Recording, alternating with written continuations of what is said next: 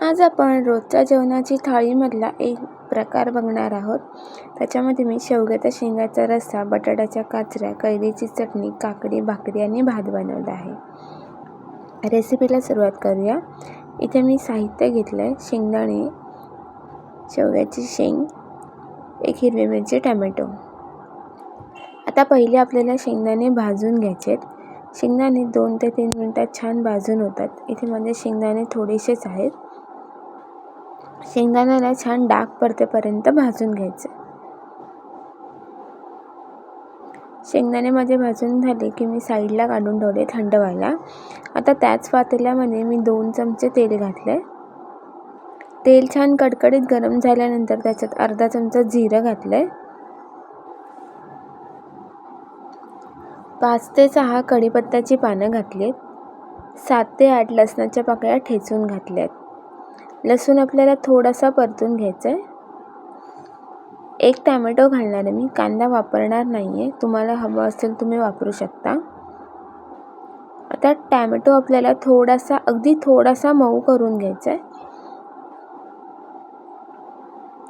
2 ते 3 मिनिटं ह्याला मिक्स करून घेते टमॅटोला.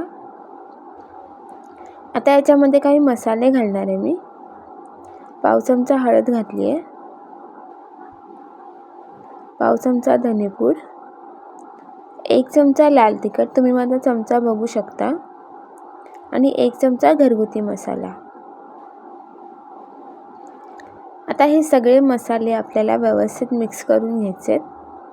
त्याचा कच्चेपणा जाईपर्यंत आपल्याला ते परतून घ्यायचे. मसाले परतून झाले, तुम्ही बघू शकता साईडने तेल सुटले. आता याच्यामध्ये मी शेंगा घालणार आहे. शेंगा मी साफ करून पाण्यात ठेवल्या होत्या.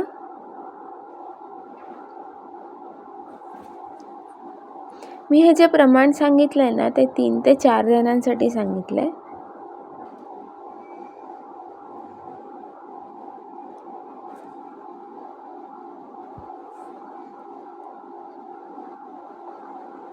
आता खालचा मसाला करपू नये म्हणून मी थोडंसं आधी पाणी घालून घेते.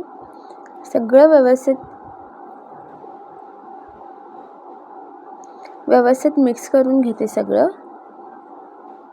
आता याच्यामध्ये मी चवीपुरतं मीठ घालणार आहे. तुम्ही तुमच्या आवडीनुसार मिठाचं प्रमाण कमी अधिक करू शकता. याला 1 उकळी येईपर्यंत मी एवढंच पाणी ठेवणार आहे आणि नंतर मी पाणी वाढवणार आहे. इथे शेंगदाणे सुद्धा आपले गार झालेले आहेत. 1 हिरवी मिरची आणि कोथिंबीर घालून मी ते वाटून घेतले. आता इथे मी पाणी वाढवलं, 2 कप पाणी घातलंय मी.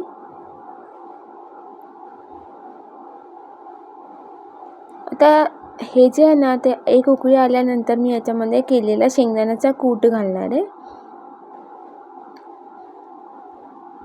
शेंगदाण्याचा कूट घालून झाल्यानंतर एकदा मिक्स करून घेते आणि छान असं त्याला शिजवून घेणार आहे.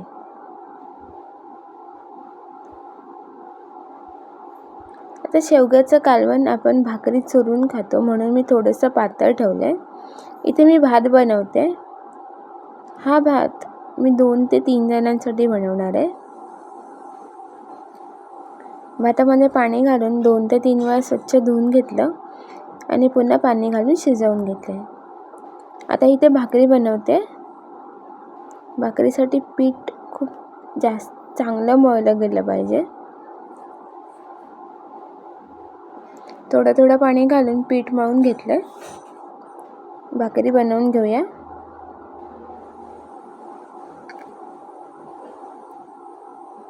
तुम्ही तुमच्या आवडीनुसार भाकरी छोटी मोठी जशी बनवता तशी बनवू शकता. आमच्याकडे मोठ्याच भाकऱ्या लागतात.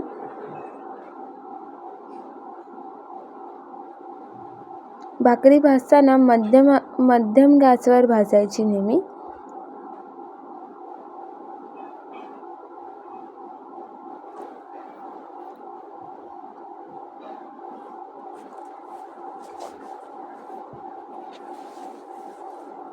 आता ही भाकरी छान अशी मी भाजून घेणार आहे दोन्ही साईडनी. एका साईडने भाजून झालेली आहे. पाणी कमी थोडंसं असं आकसलं गेलं ना की भाकरी लगेच पलटून घ्यायची.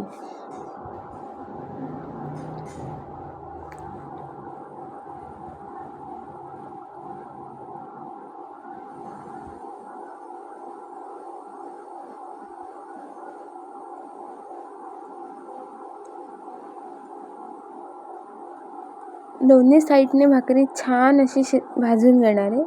कशी टमटमीत फुगली आहे बघा भाकरी.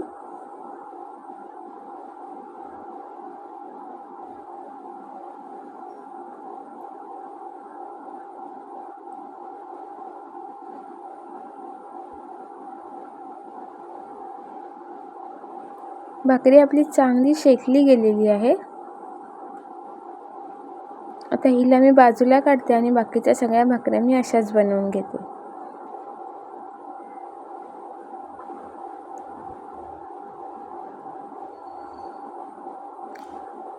आता हे सगळं सर्व करून घेणार आहे. शेवग्याच्या शेंगाचा रस्सा, भाकरी, काकडी घेतली आहे मी इथे सलाडसाठी. तुम्हाला गाजर हवं असेल गाजर घेऊ शकता, बीट हवं असेल तर बीटसुद्धा घेऊ शकता. पण सध्या उन्हाळा चालू आहे म्हणून मी काकडी घेतली आहे. या बटाट्याच्या काचऱ्या आहेत. बटाट्याच्या काचऱ्याचा व्हिडिओ ऑलरेडी चॅनलवर अपलोड आहे, नक्की जाऊन चेक करा.